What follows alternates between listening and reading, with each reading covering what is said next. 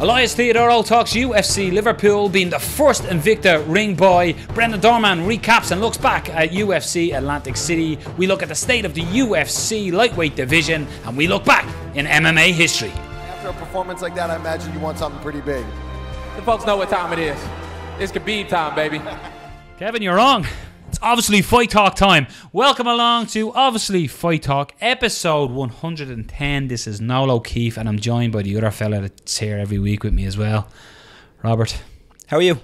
Yeah, well, mate. Good, yeah? Yeah, I'm alright. Yeah. Back's a bit sore. Cycling on a bike at the weekend. First time in a long time. Yeah. Bad decision. Uphill. Crippled. And from anybody from my neck of woods, I was cycling from Dunleary towards Bray. It's an ascent. I'm not saying Lance Armstrong needed drugs to beat me, but they would have helped him. But yeah, this week, Jam Show, shout out as always to Fight Star, MMA Mix, and feelsupreme.co.uk for supporting the show. Yes, and we thank you for supporting the show. So if you haven't supported by hitting subscribe, no better time than now. Go on. Hit subscribe, it's over here. Hit subscribe, or if you're listening, just go into podcast and subscribe. Also share it, get it out there, share it so it's not just share it everywhere. Tell your friends, tell your ma, tell your auntie, tell your granny. They'll all love it. There's something there for the old folks. And don't forget as well on audio, if you're on the move and you don't have unlimited data, download us at home on the Wi-Fi or in your bits gaff. Download it there and listen to us on audio on the bus. It's only 100 megs or something, like around 80 to 100 megs. Download Sharpish, do it now. Yeah. And boy do we have a show. A lot of controversy, Rob, about ring girls and grid girls. So we thought, us being, a very equal opportunity show, thought we'd get a ring boy on. Yeah. Elias Theodorou joins us. We don't just talk about ring girls, we talk a lot about movies. Yeah. This guy. And fights, to be fair. Fights and birthdays and stuff. Yeah. Brendan Dorman is on with us as well. We'll be recapping UFC Atlantic City, the fallout, to recap everything about it. We'll be doing your quickfire news. And our quickfire news leads us into a little bit of the state of the UFC lightweight division. Yeah. What's next? What's next? What's happening, lads? Jesus, we'll madness. give you the answer. And then we're going to look back in time. We're going to be doing a little bit of reeling in the years. We're going to be looking at this week in MMA history, and it's a good one. It's good. It's the start of an era. Yeah. Black and yellow, black and yellow, black and yellow. Nice tease. That's your tease. But let's start where we always start, with your quick fire news. So Rob, get your phone out. Be prepared this week. 2 minutes on the clock.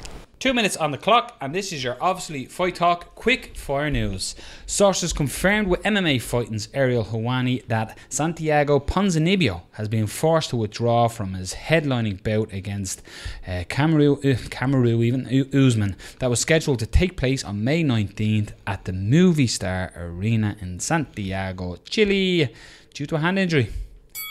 Disappointing, isn't it?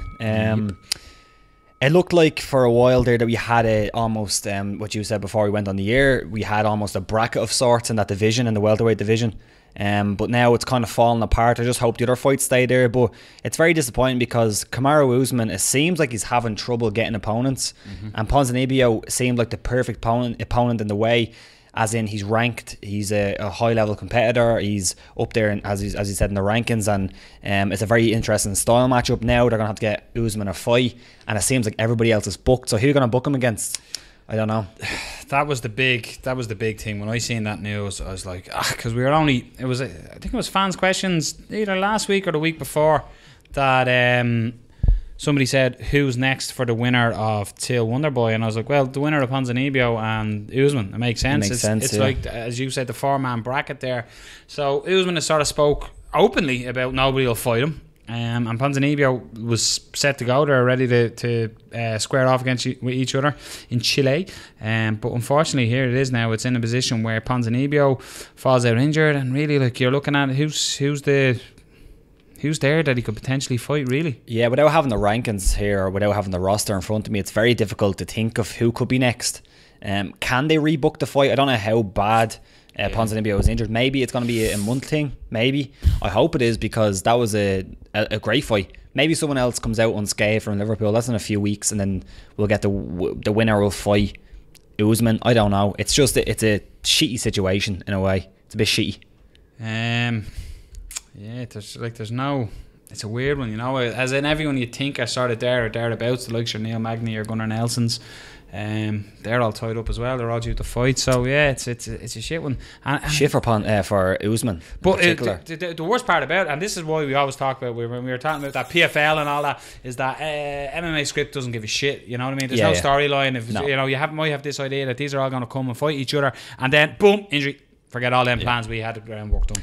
Alexander Shlemenko reportedly told Russian media that he doesn't intend to fight for Bellator again. According to the report, he's planning to fight for M1 in June and then would like to fight with the UFC after his Bellator contract expires in 2019. Shlemenko has a couple of fights on his record. He has a couple of fights. How many fights? 67 professional bouts. Mental. Alongside as well in Bellator, it's a weird one when you see a fighter coming off a loss.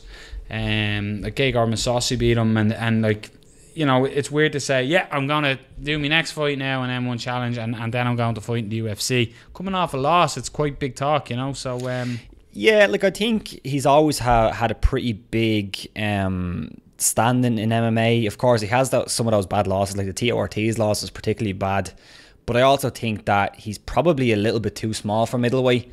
He fought Tito Ortiz a light heavyweight. I think he really is either a welterweight or a 165er if that was around, because he's quite small for the division. I think the Gegard Mousasi fight, you could see the size comparison. So I think in the UFC, if he decides to move down, I think he can do very well. I think he can do very well against some of the top guys at middleweight as well. Like there's some guys who, like for example, like Rashad Evans, if he's still at middleweight, isn't he? Or did he move back up? Get him in there for Usman, the perfect solution and the perfect gel of obviously fight talk, quick fire news. Yeah, it's possible. Sign him up, Uncle Dana. I'm interested in seeing it though. He's always been a good fighter outside the UFC, and I'd like to see how he'd fit in that division, or if he moves down. And I tell you, it's quite weird. Like, this is in a weird one. You know, we've been going on, especially with the likes of ACB and stuff like that. You go, man, there's some serious killers out there in Russia. You know what I mean? Russia is the new region, and it's not that new. It's just that more of them are getting signed to the UFC, and obviously because the UFC is the premier organisation, people's eyes are opened a lot more to what's happening in Russia and Dagestan. It also makes sense when Dana White said that they're definitely going to go to Russia to sign somebody like Shlemenko, because I don't think if they go to Russia this year, it'll probably be before Khabib comes back. So they need some Russian fighters there. They have Volkov, but I suppose here's another one that you could have. Following Sunday news that Volkan Ozdemir would not be able to compete in Chile as well due to his ongoing legal situation, it was announced on Monday that he and Mauricio Shogun, who will now set to headline UFC Hamburg on July 22nd instead. So Ozdemir, he was allowed to fight DC. Yeah. But Chile aren't letting him in. Which is weird, because I don't know what kind of commission Chile would have. I don't know if it's like almost one of those self-regulated things that the UFC do. I'm really not sure. But like, from what we've heard from, like, we've seen online and we've heard around that apparently that the thing that happened with Volkan wasn't really him really being the aggressive guy. It was him protecting his girlfriend, I believe. So that's, like, you know, that's understandable, but it still is a little bit weird to see the UFC booking a guy who's having these legal issues, and when he gets blocked in one commission, moving them to another commission. Well, you think just in terms of like what other people would see, like people looking in, not knowing, oh, this guy's has legal issues, and the UFC are almost avoiding certain commissions to get him booked. It just looks a little bit bad. I'm not saying it is bad, it just looks a little bit bad. I think though the thing is here is like I would imagine with Chile, for example, like when you're a fighter or whatever, you obviously have to apply for that visa or whatever. So I'd say the UFC probably booked it because, you know, he fought DC. Where was it? Well, I can't remember where it was when he fought DC. It was in America anyway. In the States, yeah. So I'm sure they thought, oh well, look, he got a license to fight in the States. Yeah, so I'm sure there's no problem. Yeah. But it puts the fight 2 months in the difference. So yeah, it's a big gap. Yeah, it is a big gap. And hey, do the hour reliable. Bring the European back to Europe and fight in Hamburg. yeah. You never know, Mr. Connor. If that old mischief one goes, you could be headlining Hamburg. Yeah. It's a weird fight though. I don't like it. But this is the thing, right? It's like, it makes sense because of the rankings, but like, just to think that Shogun is still in those rankings and still up there with those guys. I'm not saying he can't win. You know, it's Shogun Hua. If he brings back a bit of that old Shogun, he could win, but it's very unlikely to. 3-fight win streak. I know. It's mental. It's mental. Jean Valenti, Corey Anderson, and Antonio Rodrigo Nogueira. And well, you know, I agree with you, but he's on a 3-fight win streak. Yeah, what can you? It's one of them things. What can you do? He's ranked. It is what it is. It is what it is. Former UFC welterweight champion Matt Serra is going to be inducted into the UFC Hall of Fame. It was announced during the UFC Atlantic City broadcast that the Terror would enter the pioneer wing of the promotion's Hall of Fame and will be honoured on the 5th of July in Las Vegas during International Fight Week, along with his other inductees. And as far as I'm aware, I don't think anybody else has been announced for it. But what's your initial impression of Matt Serra being inducted into the UFC Hall of Fame? He's good mates with Dana White, isn't he? Yeah. I love Matt Serra, like with the, you know, I feel there's a book coming. There is a book. And you know what a very intelligent man once said? Everything that comes before a but means nothing. Yeah. But, right. Like, I like Matt Serra, right? So, the whole argument of, you know, records are for DJs and all. He's 11-7. I think he's done a lot for MMA as a coach than he has as a fighter. He is the biggest, I'd imagine, upset in MMA history, beating George St. Pierre. Is that not enough to get him in there? No, I don't think so. Like when you're the, I suppose, the creator of one of the biggest moments that's going to be repeated in UFC history and UFC highlight reels, is that not enough to get you into the UFC Hall of Fame? Like, let's be honest, the UFC Hall of Fame isn't some really prestigious, you know, awards like Hall of Fame where it's like it has some kind of structure. It's Dana White's Hall of Fame, pretty much. Yeah, well, I'm not shitting on Matt Serra. Like, I'd love to have Matt Serra on this show. I love watching him corner. I love what I mean is I think he's done more for MMA as a coach.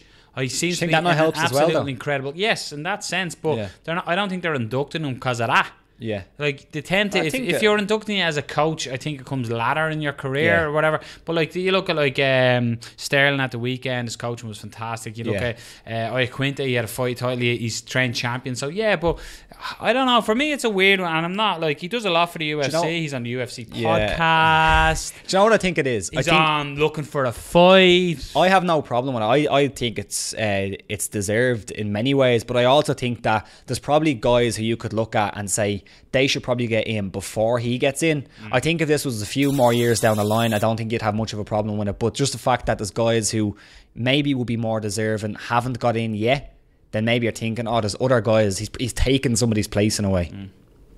As you said, it's not really a hall. I think it's somewhere in the thing, isn't it? And like, I love Matt Serra, so I'm certainly not fucking shitting on Matt Serra, but you know, helps when it's your boy. Speaking of someone being your boy, this weekend Bellator 198 goes down and is headlined by Fedor Emelianenko taking on Frank Mir in a heavyweight Grand Prix quarter-finals matchup. Also on the card, SBG's Dylan Dennis in his MMA debut against Kyle Walker. Sam Cecilia takes on Emmanuel Sanchez and more. Frank Mir looks like a different fighter. Dream match at one point. Do you personally still consider this a dream fight? Because back in the day, this was probably one of the biggest. Like, if you didn't have Randy Couture Fedor, it was probably Frank Mir Fedor was the biggest heavyweight fight that you could make among the heavyweights spread across all the different organizations. Is it still a dream fight for you, or is it just too far gone for both guys, or even one guy? But you see, I don't mind this happening at this stage. You're not putting Frank Mir in there with a really young guy. Or you're not putting Fedor in there with a really young guy. But is it disappointing though that it's not guys? It just didn't happen when they were in their prime. It is what it is. Shit happens. It is what it is. Do you know what I mean? There was like Fedor obviously had absolute like money behind them with promotion and stuff like that. So the fight was never going to be. And like you have people who are Fedor fans who are going, Fedor's the greatest ever heavyweight, and then you'll have UFC fans going, yeah, but he never fought in the UFC, so how do we know? And stuff like that. And the game has evolved an awful lot. Like, two things can happen in this fight. Fedor and Emelianenko can come in and crack Frank Mir, who's been susceptible to getting heavy shots of late. Yeah. And you know, you got to worry about Frank Mir as much as he looks like he's in a lot better shape than he was when that picture was taken. Like Frank Mir has dropped, but again, like dropping that amount of weight and the size he was, how much is that? And Frank as well is doing a lot of work with ACB, travelling the world, promoting ACB, commentating ACB. So it'll be interesting in that fact. You know, I'm a big Frank Mir fan. He was one of my first fighters that I latched onto, and it was really like rooting for Frank Mir. You know, answer dream matchup. Yeah, of course, it's too late, but like. Doesn't mean to say if the Harlem Globetrotters came to the National Basketball Stadium, you wouldn't go watch them. You know what I mean? Yeah. I wish we could have covered this. We have a lot of things we want to cover today, so I wish we actually could have covered this card. It's not the best card in the world, but there's some decent names on it. And interesting to see Dylan Dennis making his. Yeah, it'd be interesting to see how he looks. He called for TKO. We have Neiman Gracie. You have Emmanuel Sanchez against Sam Cecilia, which is a pretty good fight. But quick pick: Frank Mir, Fedor. I'm on me boy Frank. Yeah. Yeah, I love Frank Mir, and I just think, you know, if they get it to the ground, Frank could do what he done to Nogueira, but, you know, Fedor is just going to throw that insane overhand right, and if it lands, he puts Mir out. I don't know. It's a coin flip. Go Frank Mir, yeah. It's a coin flip. I want Frank Mir to win, and just so he can rub it in people's faces on Twitter. Yeah. I can't even beat Frank Mir at this stage. Yeah. But, like, I love Frank Mir. Yeah. Khabib Nurmagomedov. Jesus. Easy for you to say. Do you know why you made a mess of it? Do you know why you made a mess of it? Because you're reading it. Yeah. If you just said it. Khabib Nurmagomedov. It's perfect. Yeah, but as soon as you read it, you go, what are all these letters? Yeah, these don't make any sense. Sent a message to the UFC's lightweight division following Kevin Lee's victory over Edson Barboza at UFC Fight Night 128. Khabib admitted that fights with all the top contenders, including McGregor, Lee, Ferguson, Alvarez and Poirier, would be interesting and competitive, but said he'll fight whoever the UFC offered him.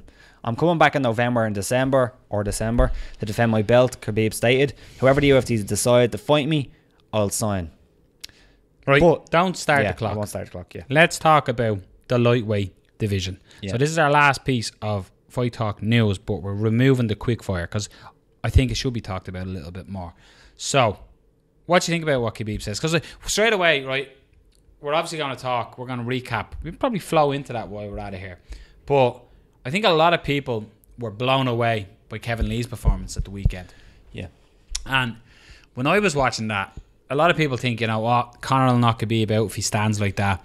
And Ferguson is unorthodox striking, and his jiu-jitsu will tap out Khabib. Be interesting when we have Brendan on later, his reaction to this. Sure. But I think looking at it, like, Kevin Lee really put a statement in there, and Kevin Lee has been calling Khabib out for a long time, and I really think he showed. You take away the spinning wheel kick for Barboza. By the way, how he recovered, we'll talk about that when we go into it a little bit more. But I thought Kevin Lee was hugely impressive and could have potentially put himself, depending on how long Ferguson is out.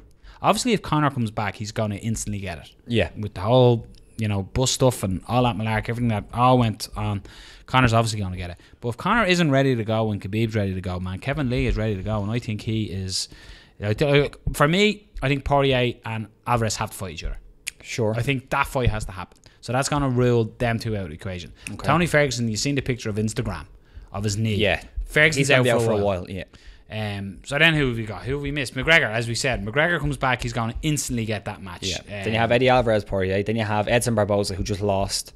Then you had Kevin Lee. So Kevin Lee will most likely in the rankings. And again, we talk about this all the time. We actually got sent a very interesting message by one of the listeners of the show.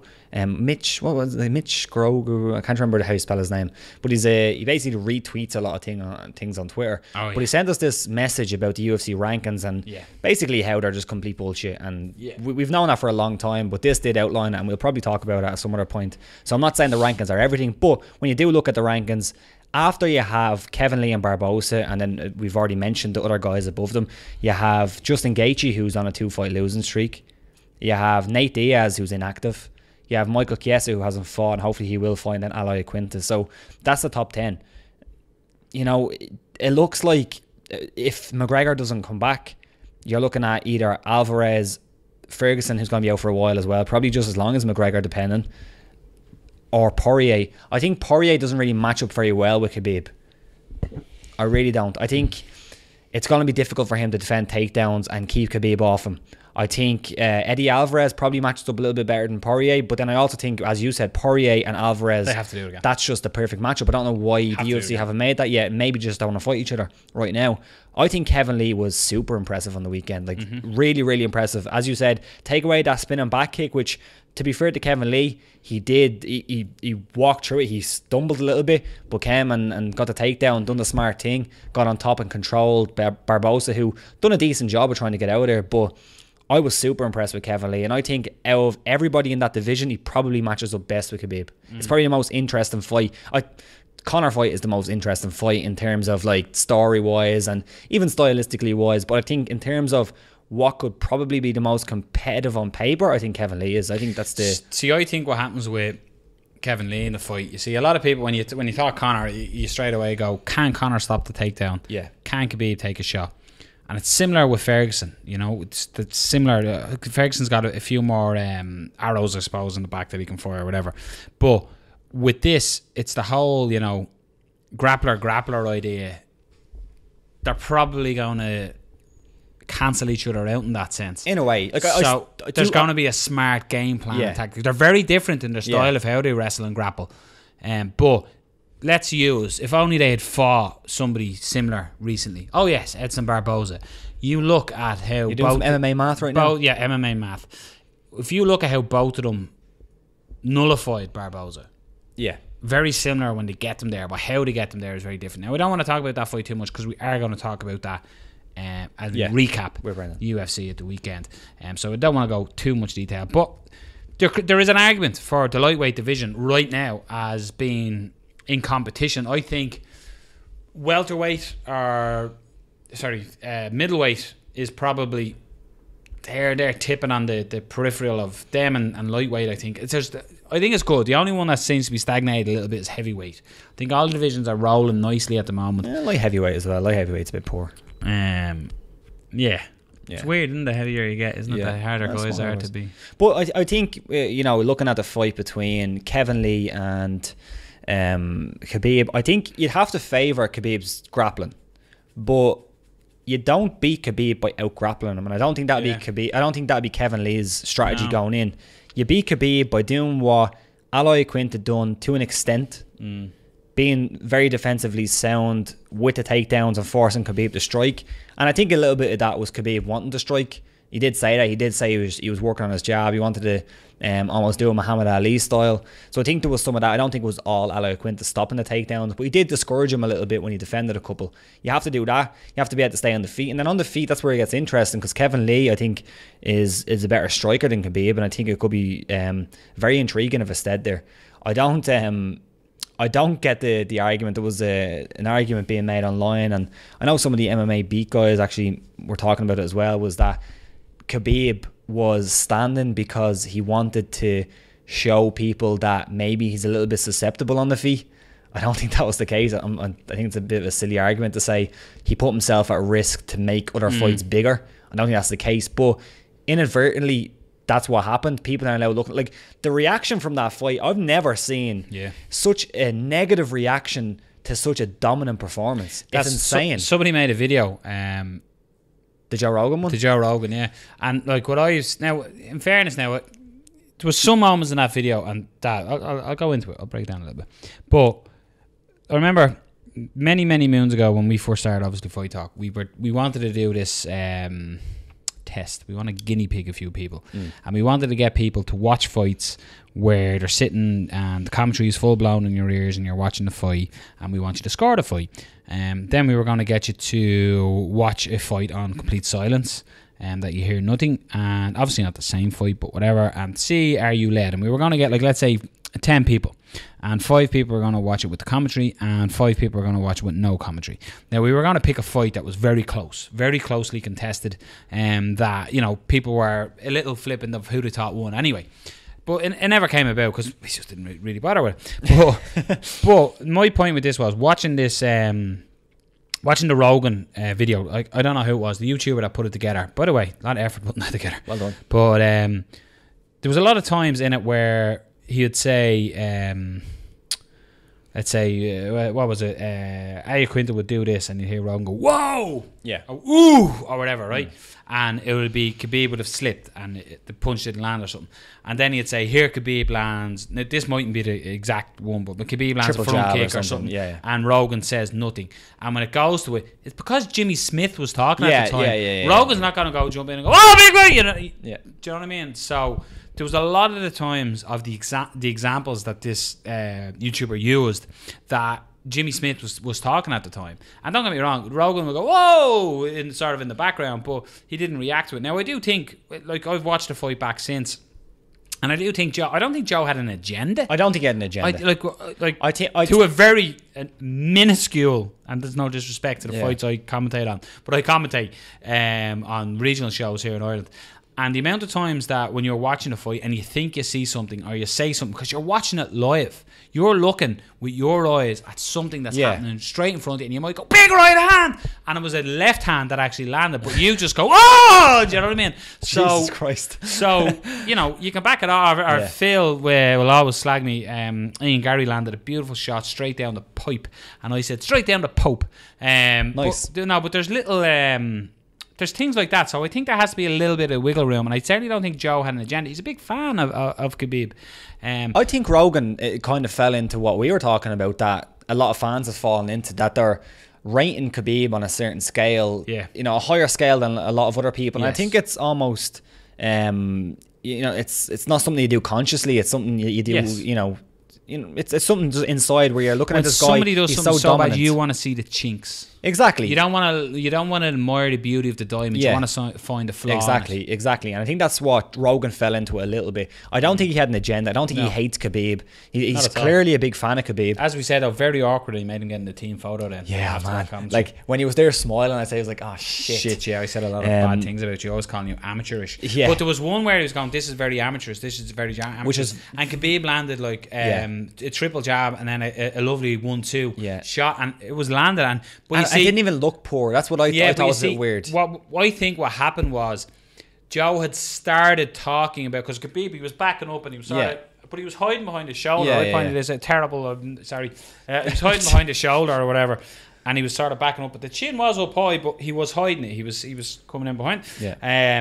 And Joe would sort of start giving his opinion of that, saying like, "That looks amateurish." And as he was going on, saying, Khabib "This was is very amateur," jabs, Khabib was going bang, and bang, and the 1-2. So look, you know, my thing is, I just think it's susceptible to watch because I've experienced it, like I said, on a minuscule level in comparison to what Joe Rogan does. But when you're watching a sporting event live, take any sport, be it, we'll facilitate to Americans here. So basketball or NFL, you think there's a foul or, you know, interference, pass interference, and when they show the replay, there's not. You go, "Oh shit, I've seen that wrong." So at that time when they're watching the fight, you don't have the liberty or the access that we have at home. Exactly. Of seeing it. And you don't have the reaction of people saying, "Joe," like from Twitter. Like Twitter was going mental, saying, "Joe, you're leaning a little bit too far." He doesn't have that. He's calling the fight as he sees it, and I think he was seeing it wrong. But he still doesn't have that in his ear saying, "Joe, you know, you're going a little bit too far." Man, like, do you ever, like, the way I look at it, and again, the non-biased thing and all that, but when you're watching a fight or you're watching a football team, you can put this on. If you have, and I'm not saying Rogan has a likeness to either fighter, right? But for example, Manchester United fan. So when I'm watching Man United Tottenham at the weekend, I'm watching what Man United are doing. Don't get me wrong, you're watching what Tottenham are doing, but when Tottenham give the ball away, you don't sort of go, "Fuck's sake, Ericsson, you tick." Yeah, exactly. But when Pogba does, you're going, "What the fuck, Paul? We're wearing fucking red, mate." Yeah. So you spot these things. So when you're watching a fight, I don't know if it ever happens to people when you're sitting at home watching a fight and all of a sudden you find yourself, let's just take two fighters, let's say Eddie Alvarez and Dustin Poirier, when we're talking about that fight. But when you're watching the fight, you might be focused on Poirier and watching the intro with shots, and next minute he'll get hit with a bit and you go, "Oh fuck, what was that?" And it's because Eddie Alvarez landed a big shot. So sometimes just naturally, when you're naturally looking at something and it's two things moving, you tend to focus on one rather than the other. You don't look at the middle ground. I think it's I think even like when you're talking about like breaking down fights ahead of a fight, sometimes I'll talk about a fight and I'll think this is a close fight, but for some reason I'm talking more so about fighter X. And when I listen back, I'm like, oh wow, I was really seemed to be leaning towards that guy, even though I thought it was a close fight. I think it's difficult to kind of have that neutral ground, as you said. But the big thing as well, like, I don't know, a lot of people gamble when they watch fights and stuff like that as well. Yeah, so when you watch a fight and you've got a dog in the race, as Brendan Dorman would always say, when you have money on fighter in the blue corner, and it's a split decision red corner, you're going, well, that's a fucking robbery because it cost you your accumulator. But at the same time, if you take your mind frame and go, I can see why he lost that.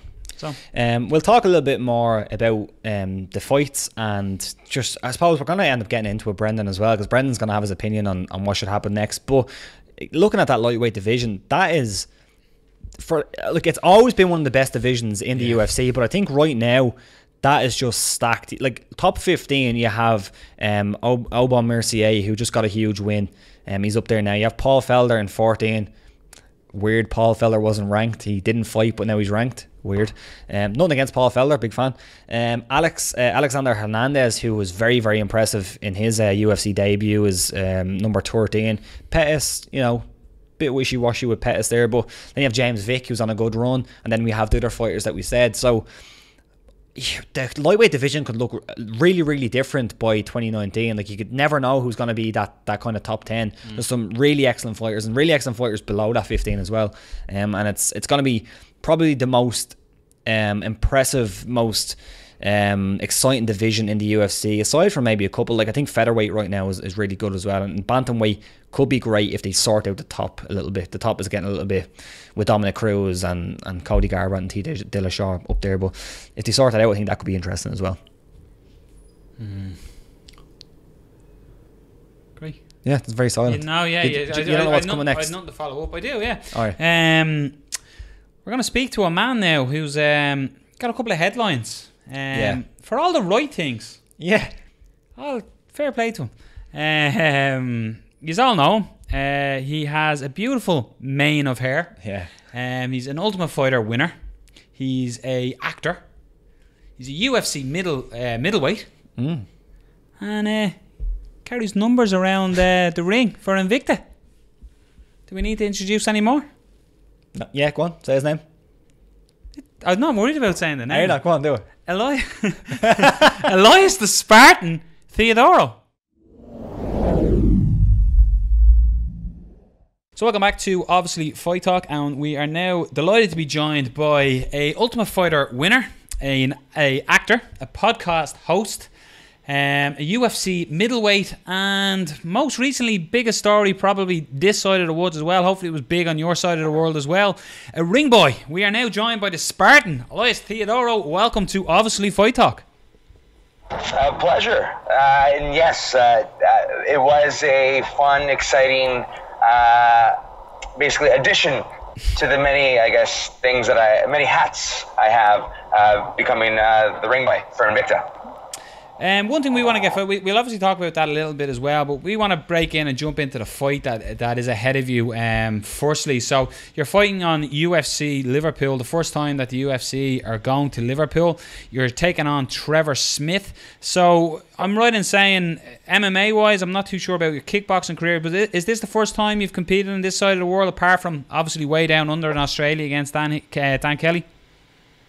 Yeah, no, this will be definitely my first time making the trip across the pond for fighting. I've been to London before, but excited to go out to Liverpool, especially to a sold-out crowd, and kick some butt and get my hand raised. I think it was on your podcast that you mentioned that one of the big reasons why you got the call to fight in Liverpool was because of the whole ring boy story, because of that was a big story in the UK when they kind of removed all the ring card girls from darts and stuff like that. Was that actually a thing? Did it get so big that they wanted you on this card? Yeah, that's exactly right. Obviously, like you mentioned, I think you call them grid card holders, have been removed from darts and Formula One.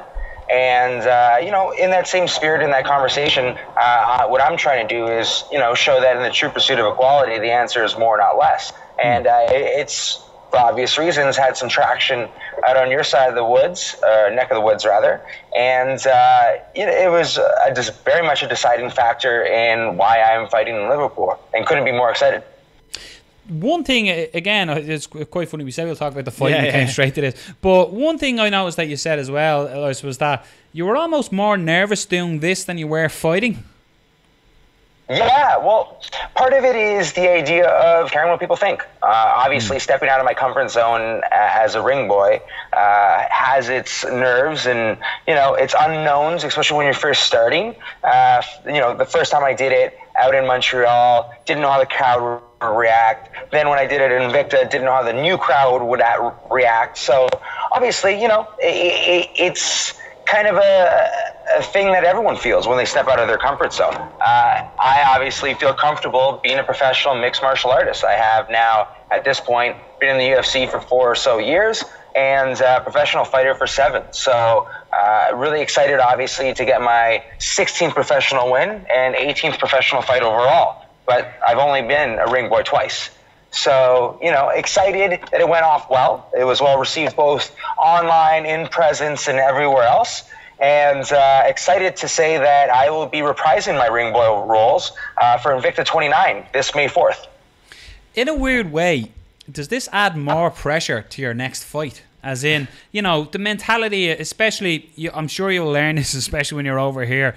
A lot of there's an opinion of what a cage fighter, that's the phrase that will be used in your normal tabloid papers here this side of the world. They tend to still go down that route of human cockfighting, that's what the general media will go with. So in a way, you're completely throwing the top frame of the ill-informed out the window and you're going, a ring boy is fighting? So in a way, does it add more pressure to this fight that you're coming in with that persona of being the ring boy?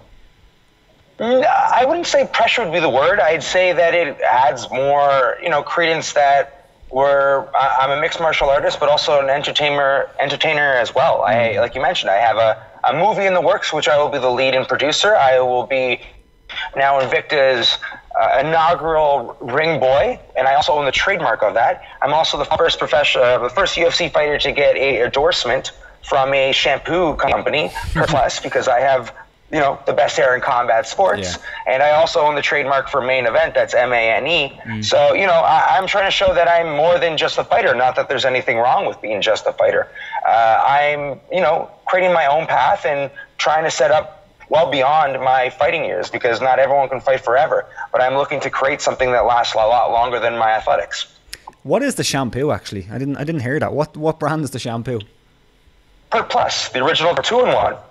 It's been around for quite some time, and I'm part of the whole rebooting. And I've also, worked with Mattel in the past in their reboot of Rock'em Sock'em Robots, which is a very familiar game to people out here in North America. Don't know if it's made its way to your side of the wood. But again, I've been able to work with many big brands, and I've had to deal with the same kind of stigma that you're mentioning now, where again everyone thinks shaved head, tattoos, and an aggressive individual outside of the cage, and I'm creating my own way to kind of break that stigma. Speaking of all this stuff, we can talk a bit about the movie as well, because it looks very interesting, and I'm a big as you'd call a movie buff around these parts. But speaking of all the things you're doing, do you get the question a lot that, are you doing too much? I think you brought up the whole Ronda Rousey thing before in a recent interview. Would you get that question a lot? Are you doing too much? Are you not concentrating on the fighting? Well, I'd say it all. Obviously, so first and foremost, I am getting that question a lot. But what I would add is that, there are other fighters, because of the nature of fighting, that have personal training jobs, that have other type of secondary income. This is a great way for me to build on my actual fighting. And I went to school for advertising, so I'm just creating the brand that is myself. And half of this is nothing more than doing really fun things. I get to, like you mentioned, I'm playing in a movie where I will be an MMA fighter, huge stretch, and I get injured in hilarious fashion, but my whole fighting career is called to question, and I reinvent myself with competitive video games. So specifically fight gaming, and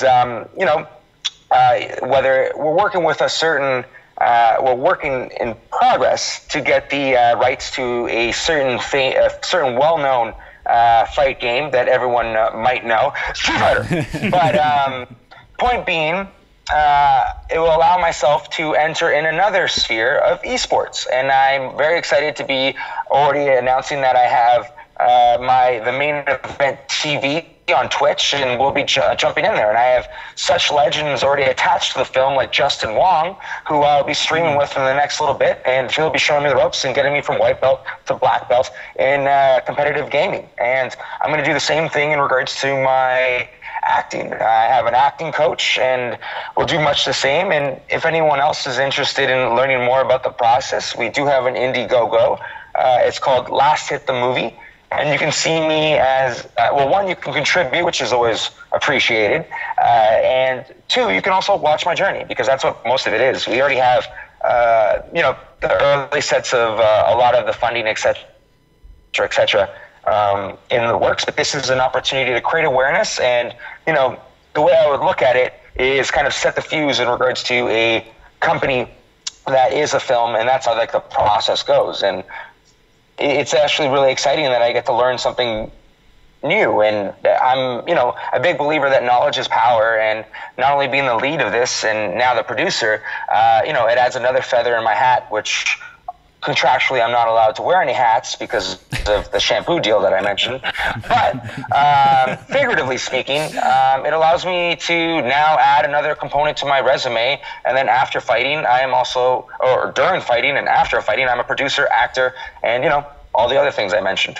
Without pushing you too much on what the video game is, does it involve fighting on the streets, or?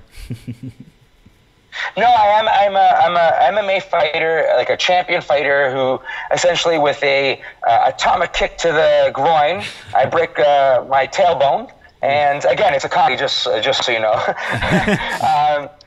I get kicked in the groin and I break my tailbone, and I will be in actually a wheelchair much of the film. And it basically talks about, it's something that I, myself, and every other athlete and many other people around the world will have to deal with when they have to suddenly change their identity. I'm a fighter today, and, that's not always guaranteed. And my character, who I play, has that a much more, quick and, whiplash type of experience and way that could happen. And, he has to adapt. And there's parallels, obviously, in regards to myself. Hopefully no injuries, and knock on wood as I knock on my head. Nothing like that will happen, but there will be a day where I won't be a fighter. And this is me setting up that capacity. But excited because we also have a script. It's really funny. I was involved very much throughout the whole process of creating the script and giving the authenticity of the MMA component, because the last thing we want to do is make a crappy movie. Yeah. And we also, I'm very excited to say that we have a really great director already attached to the movie. His name's Gary Hawes. He's been assistant director for movies like the Juno, Interstellar, the new Planet of the Apes movies, the new X-Men movies. This will be his third feature film entirely on his own. But like I mentioned, he's been attached to, I think it's something like $5-6 billion worth of films in his own right. So excited to have a really great film that I will be able to, happily share with everyone around, and obviously doing it already in the process. And anyone and everyone is welcome to join in the meantime. You sound, obviously, with getting involved in the movies, you have a big love for movies growing up. Was there movies when you were growing up that basically brought you to where you are, both as a fighter, that got you interested? Because the big one that a lot of fighters, especially unfortunately my age, that are almost retired on 37, 38, but Teenage Mutant Ninja Turtles was a big thing, the cartoon growing up for everyone. But was there movies from you growing up as a young fella that guided you, that made you want to be that fighter? I would definitely say Ninja Turtles is a classic. Even in gaming, Wizard is a great game, a great classic. I wouldn't say necessarily there were any specific movies other than something like Fight Club, which would have been more over beyond just fighting, just more the social understanding and, more bettering one's understanding around the world. So Cage and Beyond, I definitely would say it would be Fight Club. And the book is obviously a little different, but it still has much of the same themes. And someone that is a fan of both, those are definitely influences of my social, political, etc. Outlook on life. The one thing is that your opponent, Trevor Smith, he experienced Dublin here, the atmosphere of Dublin. He fought on the McGregor-Brandao card here back, it was 3-4 years ago. And it's electric Dublin. Obviously, we're a little biased. We're sat here in Dublin.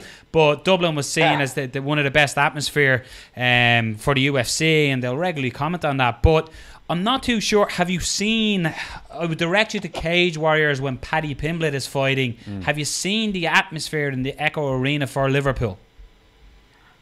No, I've definitely seen it, and obviously, like you mentioned, Dublin. I haven't been to there, but I did go to UFC Belfast, so got to see some of the great card out there, and obviously, whether it's in the cage or in a footy match, Liverpool's going to have some great fans. We know as well, just looking at it, we obviously, when we knew you were coming on today, we were obviously doing a little bit of research. We noticed as well your birthday falls not too far after the fight. So will you stick around in Europe, or will you be going home to celebrate the win and the birthday? Yeah, no, well, part of the reason I got into mixed martial arts is the idea of the fighter's journey. That means traveling all over the world, and really excited, to head back to England, but seeing a different part of it in regards to Liverpool. Going to make my way back to London, and then the plan from there is to celebrate my 30th birthday in Paris, Belgium, Amsterdam, and if I have enough time, I might go to where are the springs again? Brain fart. Iceland, I think it is. Oh, yeah. Up with, get a little bit of training in with Gunny, maybe. Yeah, you never know. Yeah. But I'm really excited to, like you said, celebrate my 30th birthday with my 16th professional win and 18th professional fight altogether. We gave you a shout out on Twitter. We literally just added you to say we'd love to have you on. You came back with a little bit of Irish in your tweet to us. We were wondering, did you have to Google Translate that? Well, magician never reveals his secret. we may have Google translated our response to you, just a simple Mo Karas, which means friend. But no, I saw that. We really appreciate you coming on, taking the time out. Really looking forward to watching the movie. And it's really good as well that, unfortunately, the events that happened at New York shed a bit of a bad light on, as we were talking about, the media that are like vultures for MMA. What happened with the bus attack and stuff really shed MMA in a bad light over here. And we're delighted when, obviously, there's fighters like you and people realise just how outgoing and friendly mixed martial artists are. So it was an absolute pleasure to talk with you today. Well, the pleasure's all mine. Listen, thanks a million, and we wish you the best of luck in Liverpool, and have a very happy 30th and enjoy your trip around Europe. Thank you, gentlemen. Enjoy the rest of your day. Take care. Same to you, sir. Bye-bye. There you go, ladies and gentlemen. As we said, an actor, podcast host. Actor. Yeah. A UFC fighter. Do you know what's mad as well, though? Like when ring boy. Let me finish. Yeah. An all-round nice guy. Yeah. And he can also beat the shit out of you. Yeah. And he has a shampoo sponsorship. Yeah. Wow. Unfortunately, travelling, so we couldn't get the video. We couldn't get to see the golden locks. Yeah. Our viewership in females would have went up like 100%. We would have had 2 women listening. Because we only have 1 woman listening. Yeah. No, it is mad though when you're talking to him and you get kind of into all the stuff that he's doing. You're like, oh wait, this guy has a fight coming up as well. Yeah, he's a fight, yeah. Like it's crazy how much he has on, and I'm sure he's concentrating on the fight, but it's just mad to say like he has this on, and fair play to him, at least he's going to have something after the fight game ends. What I love about it is though, and obviously we talked in depth about what happened in New York and stuff like that. Yeah. And, you have the whole media circus that followed that, and, vultures everywhere. And rightly so in some ways, behaviour was unacceptable. We've covered that. Anyway. And then you get somebody like Elias, who's just like the nicest guy in the world, doesn't have any hang-up about himself. He's not being the big tough man walking around, but at the same time, complete mixed martial arts, and he could bend you into pretzel if he wanted. Yeah. I love it. Yeah. And just goes to show what Canadians are. the nicest people in the world. yeah. Unbelievable. Very true. And let's go to a Bostoner who isn't the nicest. He's not nice whatsoever. He's mean. Yeah. If you say anything to him on He's Twitter. from Boston, right? Isn't he? Matt's his title. We're gonna have to edit this now because I'm sure we're not saying he's the best. We're just we're saying we England don't know where he's located. Yeah. We'll ask him. We'll ask him. It only took like about 40 episodes. Yeah. Brendan, come here. Where are you actually from? Yeah. I Brendan think he's from Dorman. Boston. So welcome back to obviously Fight Talk, and if you're watching on YouTube, you know who it is. If you're listening on audio, I'm gonna tell you, lads, relax. We are joined. We're not saying he's the best. We're just saying there's nobody better. Drop the supposedly. We are joined by the best in the business, Mr. B to the D, Dorman. Brendan, how are you, my man? About to cut a promo up in this bitch. What up, fellers? What's up? Let's roll. I looked down to the microphone. Same. There was I no looked back up at the sunglasses, glasses and I over look there. up and he's got sunglasses. Like, this guy's a fucking magician. I'm slick like a gato.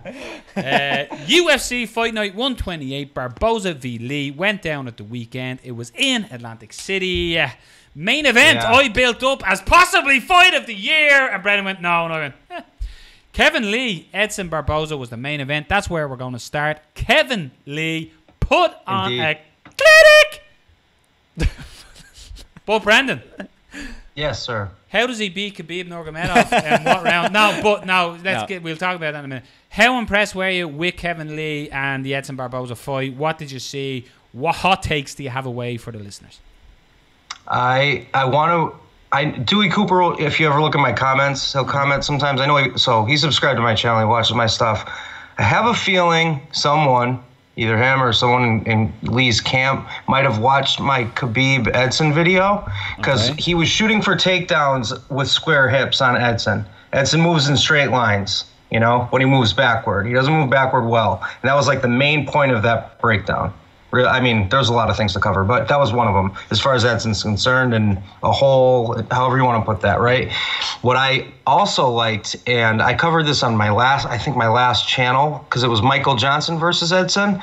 Johnson as a southpaw boxed him up. Yeah. Michael Johnson boxed Edson up. People kind of forget that. Yeah. I don't think there was much ground game at all. Maybe one takedown at the end of the fight, I think. So with that said, enough about kind of Edson, but I think maybe that was the blueprint for him to go southpaw and start throwing that stiff right hand from southpaw.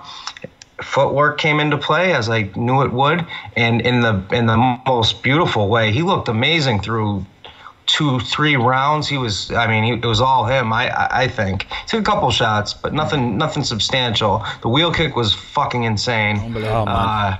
Edson just didn't have it in him to finish. If that happened in a minute in, that was it.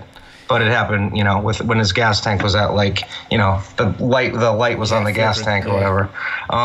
Kevin Lee was very impressive. His weight cutting is kind of an issue and noteworthy at this point. I think he's a very large 155 because he comes out to fight at 8% body fat. I mean, I'm estimating, but he's shredded as shit. It's not as though you look at that guy and you can see when Khabib had issues and hired a dietitian, for instance, you could see where he could lose a pound here, a pound there, potentially, right? Kevin Lee, where is he going to lose it? Is he going to cut off a finger or two? It just seems like he has to suck all the way down. Now, his performance was what it was. It was amazing. He's very impressive. People that are calling him Khabib 2.0 are out of their fucking mind, but it was amazing. It was an amazing fight. The one thing I find with Edson Barboza now, and I think we've kind of known it for a while, but I don't think it's really been put out. Yeah, just that blueprint there. It seems like Edson Barboza's hands are, not that they're terrible, he has good hands, but they're almost just like a conduit to his legs. Just a complete conduit to his legs. He's Conor McGregor in reverse. I was literally going to say that. It's like Conor who... Well, I just go. He's one of them just back and forth. Do you want to talk movies, Brendan? I'm sorry, I love you, but... Yeah. what I was going to say, I wasn't going to make the exact comparison, but even if you watch Conor, especially earlier in his career, he's kind of using it a little bit better now. He doesn't really use his lead hand a whole lot. He uses his lead hand to set up his left hand. So I know he uses his kicks as well. He probes for it. Whereas almost what Edson does, he'll throw maybe a jab, but then the really devastating strikes are the kicks, and it's always going to be that way. And if you go even as far back as Jamie Varner, remember Jamie Varner finished him, I think it was, wasn't it? You could see beat Edson with punches. Yeah, he swarmed him with punches, and Edson just couldn't do a whole lot. He finished him against the cage, I think, kind of pounding him out. But he caught him standing with boxing. You know. Fair play. What I was saying about Conor is that his kicks are like Edson's boxing technique looks good, but it lacks efficacy. Conor's kicking game, with the exception of like it was weird, almost accidental hook kick that he landed on Brandao. You remember that? Oh, yeah. Brandao kind of went down as Conor went for a hook kick and it clipped him. But his kicks are probes, too. Everything is his left hand. He's got a really good right hook that he'll, like, use as a check or an uppercut, like the Prince and the Seam Weave, where he, like, fades off left with this and then he'll come through with the straight. Use that against Holloway a lot. Yeah. But you see what I'm saying with the reverse? It's like his kicks are there, but they're not the finisher. They're not his ultimate weapon or whatever the fuck you want to call it, you know. The blueprint that you're talking about there, this is why I love Twitter and the internet. I just love it. Edson Barboza was, the wrestling dummy that sits on the floor and has the arms and the legs sticking up, and someone just superimposed Edson's face on that, saying his ground game. But like the thing about it it's a bit much, but like I thought it was funny. It's fucking hilarious. What I liked about Kevin Lee at the same time, he was willing to stand and trade with Barboza, and he was doing really well until that wheel kick sort of came about. Yeah. But it was the first thing I thought, go back a week previous. If Justin Gaethje had done what Kevin Lee done when he was rocked, how different would the outcome of that fight have been against Poirier? Where Poirier rocked Gaethje and Gaethje went, right, bring it, let's go. While Kevin Lee was out. He was virtually done. He was one good clean shot away from the fight being over. A jab. And his instinct kicked in to get a double. And that's exactly what he done, and he got Barboza down. Number one, because Barboza was absolutely drained. Tank was on empty. He couldn't even sprawl out. He tried. He just had nothing. He had no hips. But then the recovery, this will tell you how good, cardio was always one thing. Do you have the gas tank? Do you have the gas tank? But recovery is also equals to your cardio. And he recovered so well from that. Like, that fight, it was over. Yeah. And yet, he got to take down, recovered, built the battery back up, and then came out and fucking put the ass whooping again on Edson Barboza. Now, to go to the Khabib thing, what you were saying about, the footage you done, one thing you notice when Khabib grabs is wrist control, how he ties his opponents up and just beats the break off him. Now, I would argue the fight here with Edson and Khabib, dominant, unbelievable performance. How people didn't get touched. Unbelievable. Kevin Lee, his ground and pound was almost more vicious, I think, than Khabib. In a way. He was throwing heavier shots where he'd lose position, but he was comfortable enough to get that position back. And, MMA mats and all that type of thing. Me and Rob were talking earlier, and we said, you know what?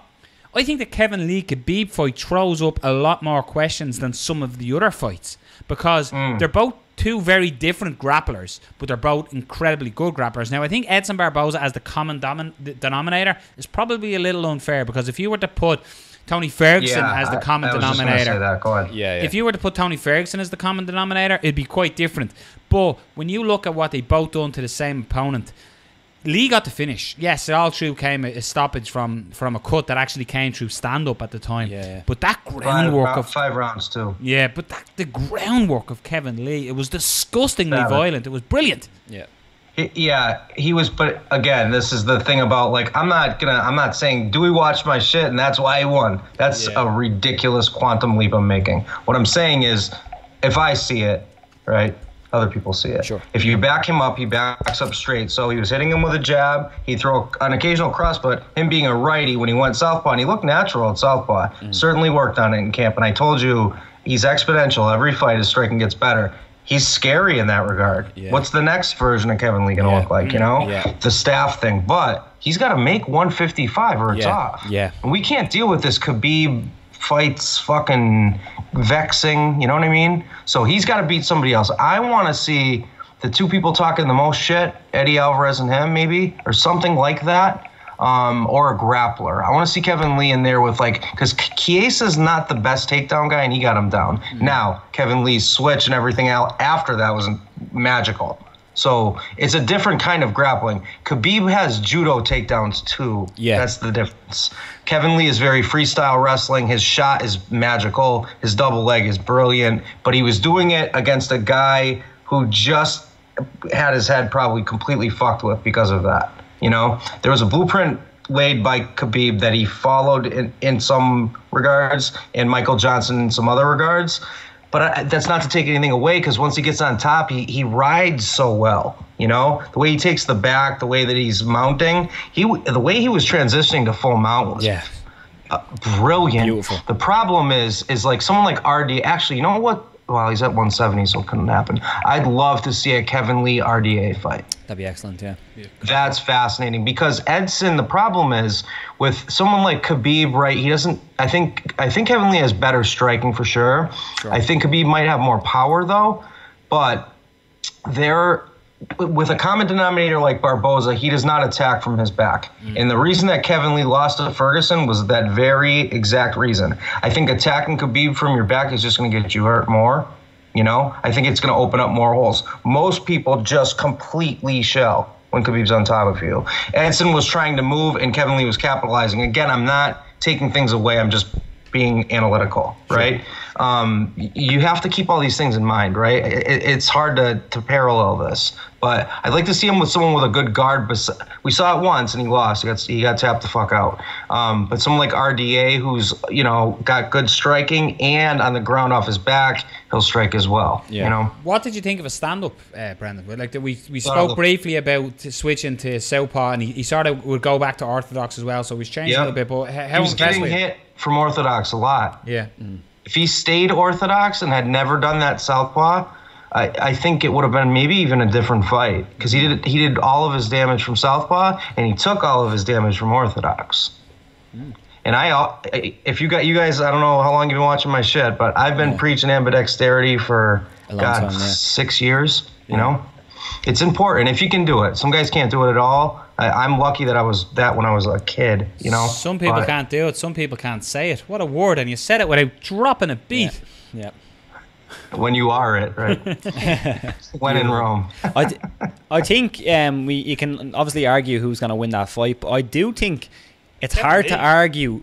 I think it's hard to argue that right now, apart from the Conor fight, just because we kind of spoke about this earlier, apart from the Conor fight, because of the story that would be there with Khabib, it's hard to think of anybody else in the kind of top 6 in that lightweight division that would be more intriguing to fight Khabib right now, just in terms of style. Ferguson. Yeah, Possibly. but Ferguson, we were talking about this. Ferguson, did you see the picture of his knee? Ferguson's out a long time. Oh, I know. Yeah. Well, I'm saying healthy Ferguson. Yeah. That one's just coarse though, in the interim.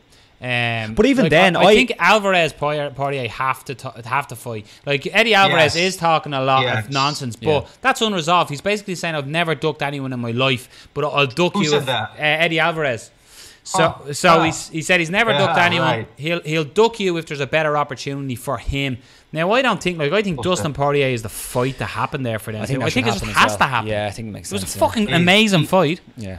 Dustin tried 3 times. Eddie declined 3 times. This is known. I'm not telling you anything secret. Look it up. It's known. Look it up. Take that fight. You didn't win clean. It was controversial as shit. Yeah. It was a back and forth fight, and it was a really competitive, good fight. Great fight. That fight has to happen. I think both of them need to establish their position in the field. I agree. Because Khabib's not around till November, December. Who knows how long Ferguson's out? And you assume Khabib Conor's next if they can get the zeros right. Yeah, it has to be the fight. That has to be the fight. It has to be. That's going to be. We're talking top 5 biggest fights ever right there. If not higher. Probably top I'm 2. Being generous probably there. top 2, top 3. Top 1. I think that's right. I think you could make an argument that Khabib and Conor does better than Nate and Conor. And Nate and Conor just done blockbusters. Make Dana White cream his pants and basically do Dallas Stadium. You understand Khabib's following. Like that side of the world, they are obsessed. Yeah. People hit me up in Russian because I cover Khabib a lot. I'm like, I'm a fucking Russian. What? Google Translate's great. Khabib time. Hashtag Khabib time. I love it. His fans are fucking awesome. They're hilarious. They keep it simple. They don't attack me. They're not, But then again, Ferguson's getting very popular too. His breakdown's done awesome on my channel, and it's like 99% thumbs up. So we're talking popular guys. Conor being the ultimate lightning rod. That's a huge fight. Do I think it'll be in Russia? No, that's suicide. But these are the fights that Are these the fights that if we're talking on this show in 5 years' time, will we be going, wouldn't it be great if them fights ever happened? I hope not. I hope because there's so many fights down through the years that have been, this has to happen, it has to happen. One of them is going down this weekend, is Fedor and Frank Mir, but it's happening way too late. Way too late. So hopefully... Yeah, there's a couple of those that happen too late.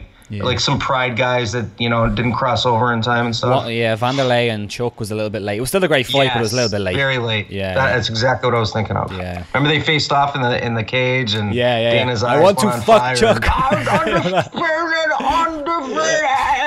I want to fuck Chuck. Yeah. It's all right. We get it.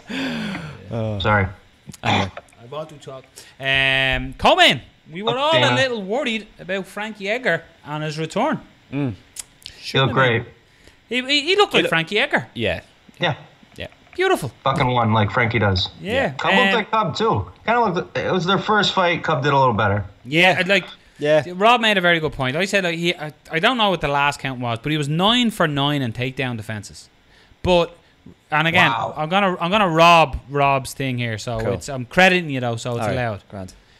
It was, I think, the threat of Frankie Edgar getting in and getting the takedown that made Cub not throw as much.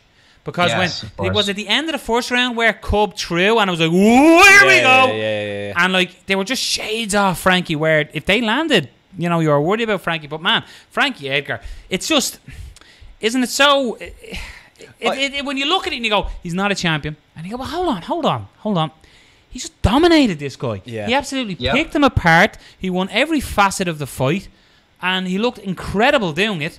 And then you go, but when he fights like this guy, he'll lose and he'll get dominated. And you go, it's like there's no middle ground. It's like he's. That's a good point. It's almost like when you have a water tank at home and there's a ball cock. It's called that. When the water hits a certain level, it stops filling. Yeah. And that's almost like Frankie Edgar at this stage. You have these mad analogies. Good one though. This is a good one. I know. But it's like a spill line. Yeah. He gets to that point, and then when he hits that, it's like it stops. Yeah. And then he'll get a defeat, and he'll go down a little, and then he'll fight like the number one guy. He'll beat him well and fill back up to that level, and then fall away again. And it's like just like stop. Yeah. No, you're spot on. Like how many controversial decisions is Frankie in? Yeah. Right? Yeah. And someone would say Aldo won and Benson Henderson was the other. Yeah. But other than that, he's either Frankie's so incredible. Let me first say I love Frankie, so it's all gonna be positive. That said, he either wins pretty substantially and like the Yair, decimation, which was like, whoa. Because Yair's was the Zabit before Zabit, remember? Yeah. And Frankie went, no. That wasn't even fucking close. Yeah. And then he gets in there with Ortega, and it's like, but was it like, did he get caught? I don't know. Yeah, who knows? I don't think so. If I had to guess, I think if they fought again, it might be the same result. But it's weird with Frankie. It's weird with Frankie because it's the silly movie thing of just when you're out, they get you back in. So you sort of think, Frankie's starting to go away, starting to go down. So, no. That's the weird thing. When he said after the fight that he'd love a title fight, it wasn't one of them things where you're like, go away, Frankie. It's kind of like, like who else is there? Like realistically, Holloway Ortega fight, Then who? Yeah, especially if it's Holloway. If Holloway wins, you're kind of I feel like we deserve to see Holloway Frankie anyway. Yeah, I agree. That was on paper to me. That was so intriguing of a fight. Yeah, they're very interestingly matched for a lot of reasons. You're talking about like excellent slow plotting footwork and forward movement and chin versus the fastest, most hasty footwork and angles. They're so different yet so alike. It's a magical fight that should happen. We got robbed of that one. Frankie's one of them guys, and it's kind of to what you said. He's one of them guys who always shows up. Maybe on that day he's just not going to be as good as that guy on that day, but he's never a guy who I watch and I say that just wasn't Frankie Edgar. So he can get caught, but he always shows up 100%. That's the Frankie Edgar you're going to get. So if he goes in there against Max Holloway, he could win it. I just don't think we're going to know until that happens.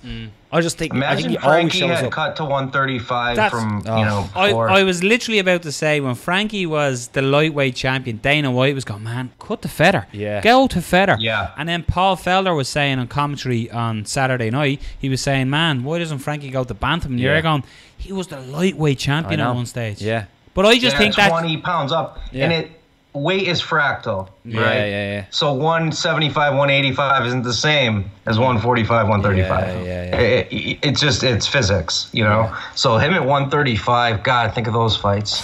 But man, what a fan favorite Frankie Edgar is. Like, no matter if he wins, he's impossible to dislike. And what a week he had going into that. Yeah. His father and his grandfather died. Yeah. Man, you're talking about he's unflappable, unshakable. Yeah. That guy is so mentally tough. Yeah. Whether or not he's lost, this, that, and the other, it's irrelevant. That dude's a warrior. He's a fighter. Fighter's fire. do they make him like him anymore? You know what I mean? Like, as in, he's just so damn good. Yeah. You know, he's the company man. He gets in there on short notice. He'll fight the guy. He'll fight the... He's a badass, Frankie Edgar. But it's very so few weird. like him at that level. That's right there. My big concern. So ultra motivated as well. After having such a devastating loss, like still saying, "I want that title shot. I want to be there." Hell of a nice guy too. Yeah, I'd say so. And him and Mark Henry working together is fun to watch, man. Like I called out last week, I said, Frankie, but just because of the short break, I'm going Cub here because Cub has like power in them hands. But he just nullified what Cub was trying to do. I still don't like that he came back that early, though. I know. No, I don't like him He myself. looked great, but I still didn't like it. I'd like him to take a bit of a break off now. Same. But sure, as he said, he never got chicken leg or shaky leg, did he? No. That fight. He got his face. He got his face bloodied up a little bit, but that's Frankie. I'm thinking CTE more than anything. Yeah, no. Let's look further down the card. Dave Branch got it done against Thiago Santos, and for me, how I looked at this fight as I was watching it, you were like, Branch is just like absorbing and downloading what Santos is giving him here. He really was looking and he was going, okay, so you do this. And Santos, when he was throwing, his head was staying right in the centre line and leaving himself wide open for the counter. And it was one stage Thiago leg kicks in the centre line, bad idea. Yeah. And it was as you always say, Brendan, if you take the scenic route with a shot, someone who goes straight down the pipe will catch you. And Santos started to throw a wild left hook, and Dave Branch came over with a beautiful right. And Paul Felder actually called. He says it wasn't even that big of a punch. It was just accuracy personified. It was beautiful. And in. Yeah, he was coming for. Yeah, it's Newton's physics, man. If this is like this, and I go, but if this is like this, and they both are going, it's more. Right? He's coming into the punch. Yeah, beautiful work. He was absorbing those calf kicks were getting a little heavy. Oh yeah. Right? He was just taking them, moving forward. He was just noticing when I don't know if you guys have done much boxing, but what you want to watch is kind of center of mass. And if people tend to telegraph strikes, which he was a little bit, they'll shoulder tell. Right? So someone that winds up, even if it's subtle, they'll kind of they'll give you a little shoulder that you know. So a good jabber is going to see that, and they're just going to pop. Very good. As soon as they see it move. So you saying he was downloading on the fly, that's exactly what it was. It was brilliant. I wanted to see some fucking jiu-jitsu, but I'll take the boxing, It was wonderful. And that other guy's a savage, man. He's a mean motherfucker. That was a great fight. Big fight, big great win for finish. Yeah, big win.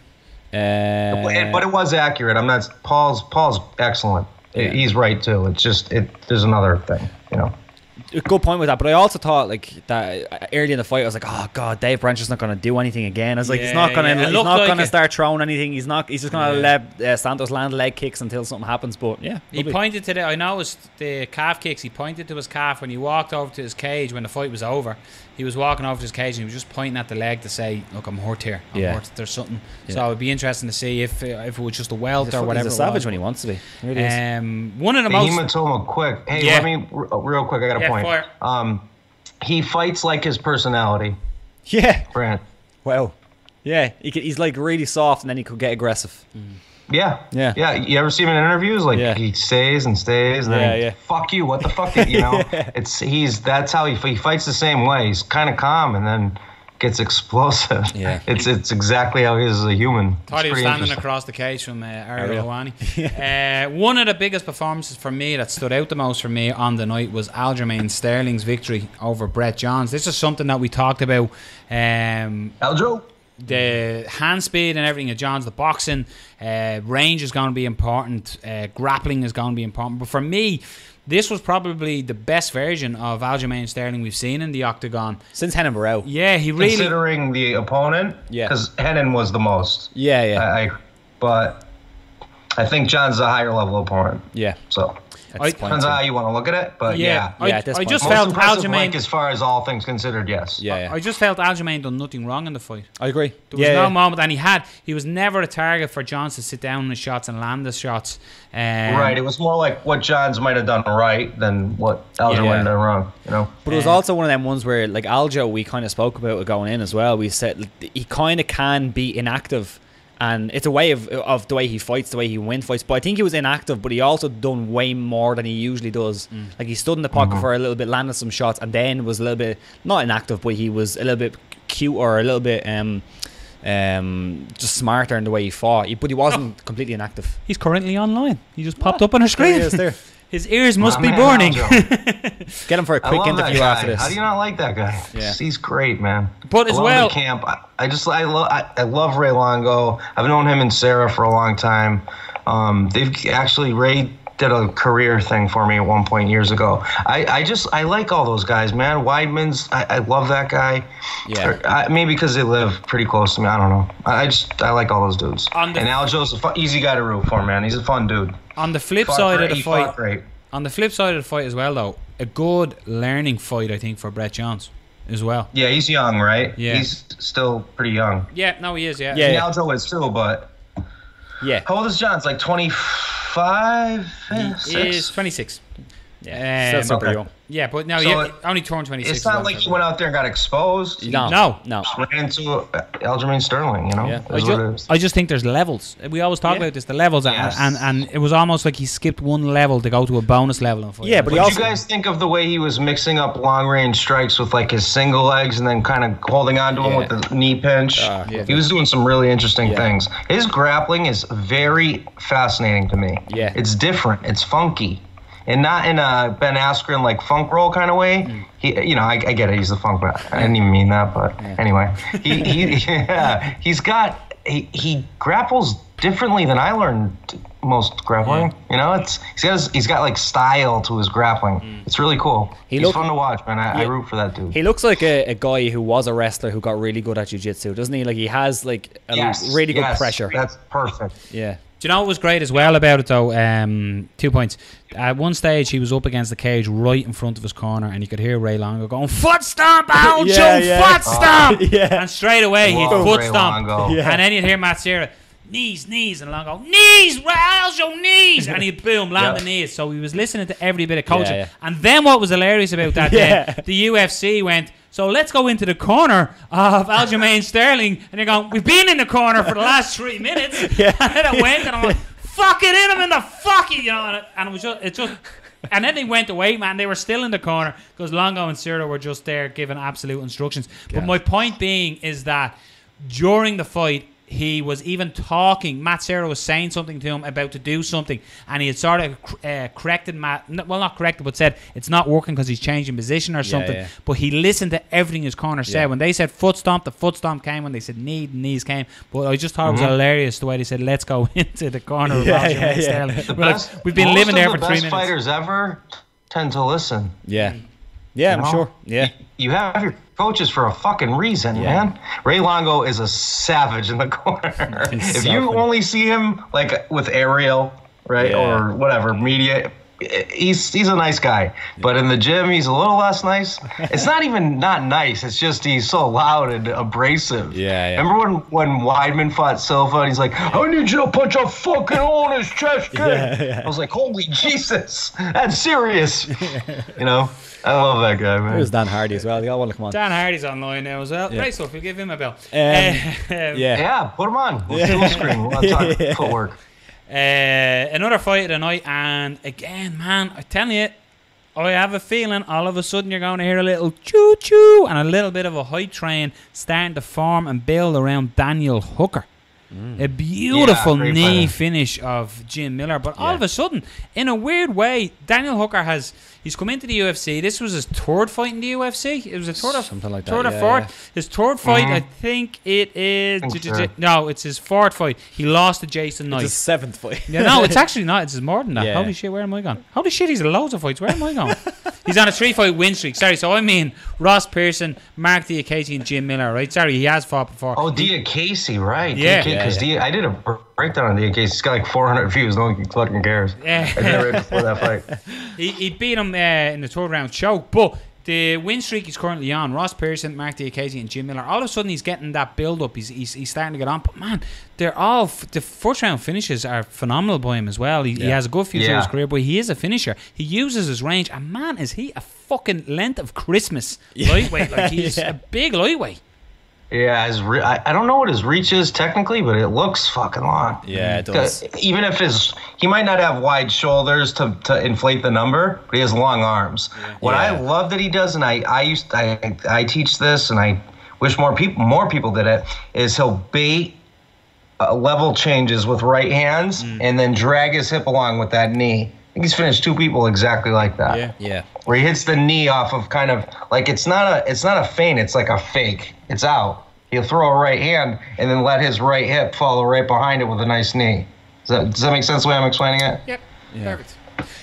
He's very creative, man. He beat a legend. So I love Jim Miller. That walkout was brilliant as well. I love Jim Miller's walkout. Awesome. Yeah. He's another guy. Yeah. Root for. Do you know Dan Hooker's striking? It just when looking at it, it was like it's like almost the polar opposite of Edson Barboza in the sense that I feel that Hooker's like a really cerebral striker. Like he'll look at what guys are doing and he'll like attack them in a certain way that he feels like will just slice them open. Whereas like Edson Barboza seems like the type of striker who has drilled these techniques like hundreds and thousands of times and can just throw them whenever he wants. But I just feel like the way Hooker saw that knee and just came right down the middle, and it was almost like he knew that was going to land. It just didn't. I don't know. There's something about the way he strikes, just really cerebral.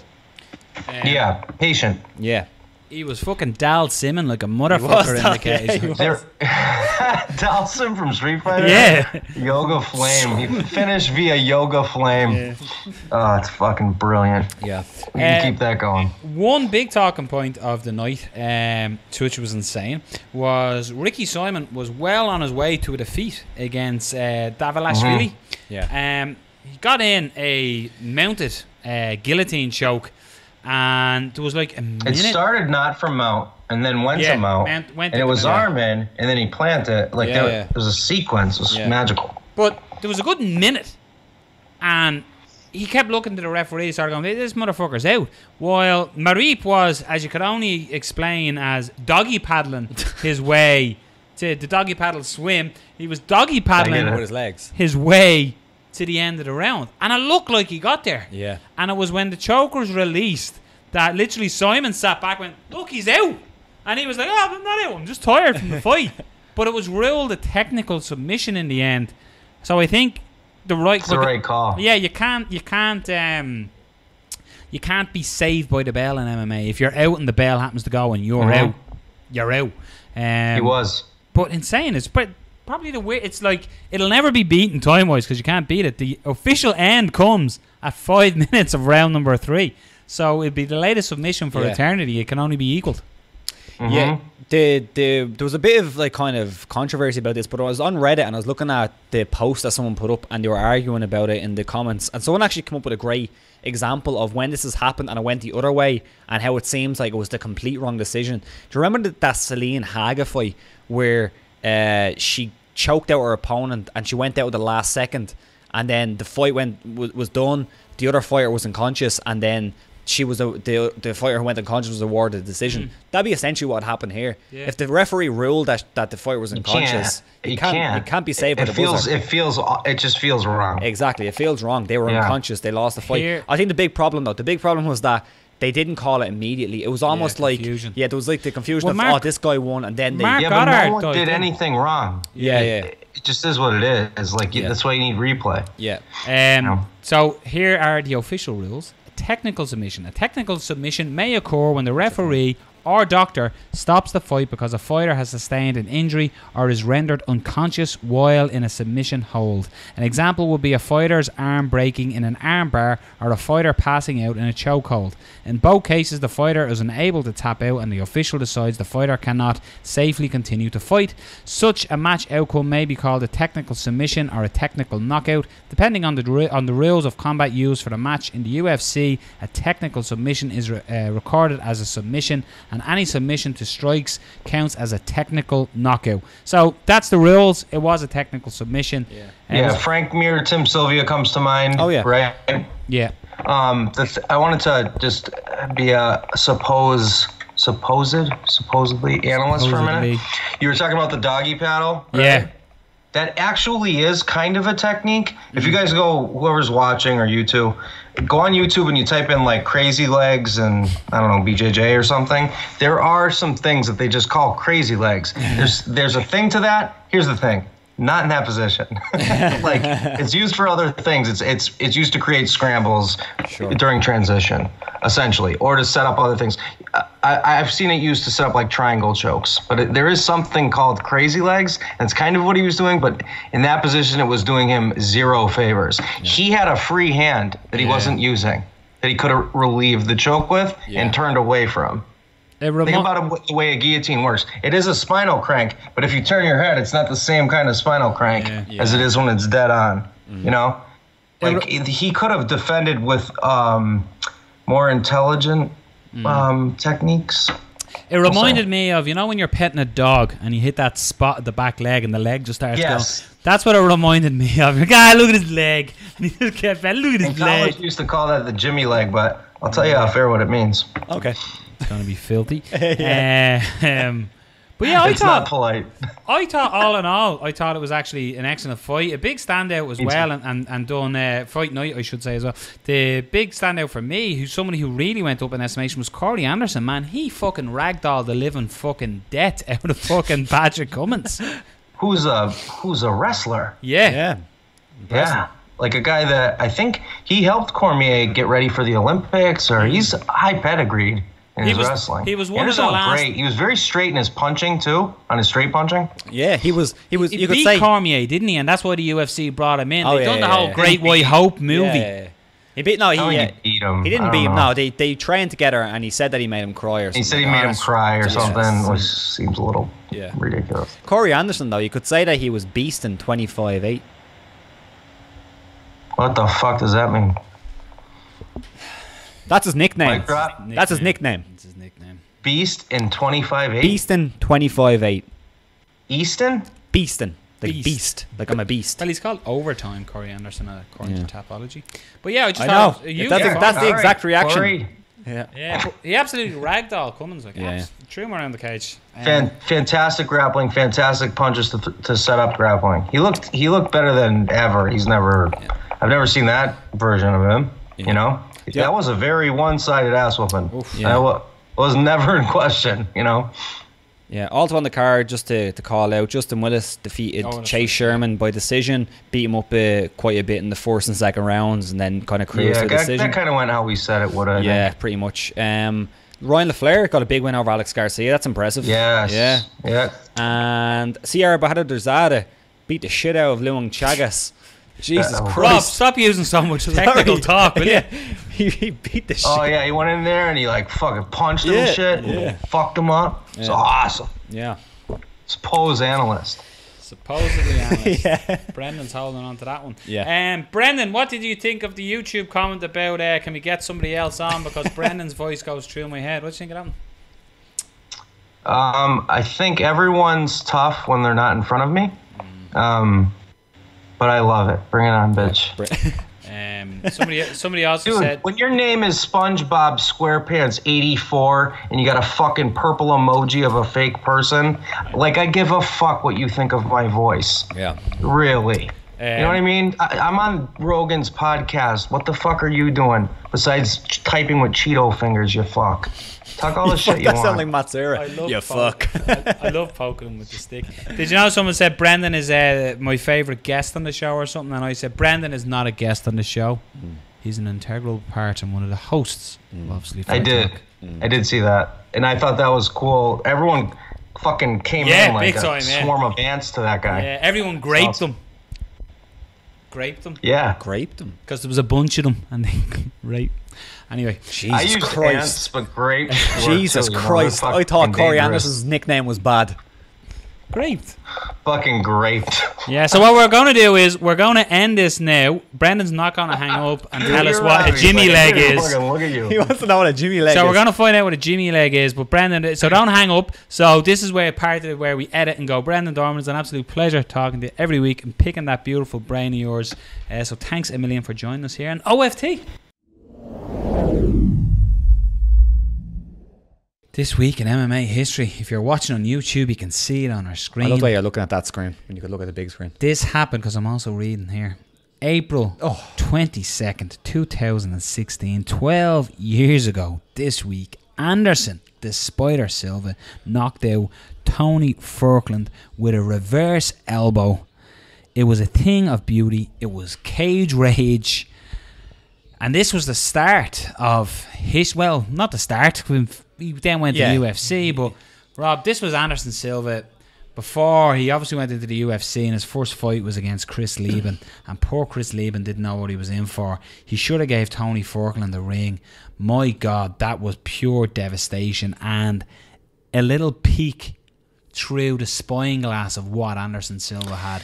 Yeah, because like nobody was striking like Anderson Silva at that time, and I suppose he fought a couple of times in cage rage. I believe he fought like once or twice before that as well, and they were impressive as well. But that one to get him into the UFC, and I'm sure the UFC were looking at him before that, of course they were, because he fought in Pride and stuff. But just the creativity that he was shown in the cage with his striking was just unlike anybody else, and that goes to show you, like, that's a if you saw that strike right now today, you'd be like, oh my God, that is absolutely amazing. Nobody strikes like that. And that's what Anderson Silva was doing back in the day. He was just a special athlete, special fighter. And then when he got to the UFC, and that Chris Lieben one was just, oh my God, welcome to a new era in this middleweight division. I'd say Rich Franklin was looking and he's like, oh my God. And when you look at it, right, he went in. So he knocked out Tony Furkland, right? He then signed with the UFC, absolutely obliterated Chris Lieben, got a title shot against Rich Franklin, who at the time, UFC 164 was called Unstoppable, and that's what Rich Franklin was. And he got absolutely, remember Franklin's nose, the Muay Thai he just didn't know what to do with the clinch. He just didn't know what to do. He was like, oh, I'm gonna stay in here. Oh no, I better get out. Oh, I can't get out. Oh, I'm getting killed. Oh, I'm gone. I'm done. It was just, again, it was just something that we never saw in MMA at that time, really, or in the UFC at least. Obviously, Anderson was doing some amazing things outside, and so was some other fighters, but it just opened a lot of people's eyes to Muay Thai in MMA at the time. That was 2006, Rob, and the next time that Anderson Silva tasted defeat was 2013. Wow. And that was, as I said, fought Chris Lieben, beat Chris Lieben, ran through him, fought Rich Franklin, became the UFC champion, and held it until his fight against Chris Weidman. And then you get a lot of people that now look like the newer age fans or whatever. This stands out for me. This is the reason why I actually don't watch fights out. I'll always remember standing in, I think it's called the City Bar now on Georgia Street. Sure. And I'm standing in a bar and there was like a UFC highlights thing, and it was showing Weidman knocking Anderson Silva out that time. And there was a bloke stood there and he's talking with mates, you know. He's like, oh, that's the guy. This Anderson Silva fella, he's shit. Like, he's like, what's he doing? He's a fucking idiot. He's absolutely shit. And he turned and started talking to me, and I just went, no, can't do that. Yeah. And because I was like, I'm going to end up fucking going, what are you on about, you know? But front elbow, man, reverse elbow, yeah. Someone, give me your mojito. Man, Anderson Silva, he was a special thing, wasn't he, Anderson? Yeah. And now his career is just tainted, they would say. All because he wanted a ride. Yeah, it's just a shame what happened. And there was no, like, the losses to Chris Weidman, if he had those and then retired, it's fine. He had such a good run. It's just everything that's happened since, it's unfortunately tainted his career. But you can't not look back and see that and say, oh my God. The greatest moments in UFC history Front came kick at the to hands or the feet or the knees of or the Anderson elbows. Silva. I love this little bit of looking back in history. Yeah, it's Makes nice me every feel week, isn't it? Because Yeah. I remember watching, like, I obviously didn't watch that fight live because it was cage rage, but I remember seeing the footage of it and going, holy fuck, this guy signed with the UFC. Yeah. Because I remember Joe Rogan was losing his shit when Anderson signed with the UFC, and rightly so. Absolutely incredible. I love MMA history, and yeah, that was a cracker this week. I love when you go and go, oh, what happened this week? And you find you go, this is fucking class. If you want to do some research for us and you see some MMA history for next week, as in go for another week and see if you can get MMA history. Hit us up. Let And us like Dan, we would have had Dan on today for Referee's Corner and for this. But unfortunately, Dan has a little bit of an injury picked up from some jiu-jitsu heel hooks that he was caught in at the weekend. What a gold medal the weekend there, Dan. Yep. Well done, Dan. The obviously Fight Talk effect. Nothing to do with the hours of training he's putting in. It's because he appears on this show. Yeah. This has been 110. Shout out to Fight Star Ireland, the Fighter's Choice. Everything you need under two roofs. They have our t-shirts, Rob. They're there. We just have to get them. Yeah. To MMAmix.com. They're obviously good. They're with obviously Fight Talk. And to feelsupreme.co.uk. Lads, you aren't taking advantage of this 10% off. Do it now. Go on to feelsupreme.co.uk, buy your stuff, stick them in the cart. At the end, Fight Talk, 10% off. Beautiful. Rob, pleasure talking MMA as always. Pleasure. We don't have fights this weekend, Rob. We do. No, I don't. Bellator. Yeah, but like that's not fights. That's Bellator on a Friday. That's Friday night entertainment. I know what you mean. There's no UFC card on the weekend, but there is a Bellator card. Yeah, Bellator, and promising with Fedor. So enjoy the hostilities, and you've stopped listening now. So thanks for listening. If you've made it this far, love it. And if you have made it this far, leave the comment going, I actually listened and I heard you say that. So yeah, Gatman John is the king. And see you all next week.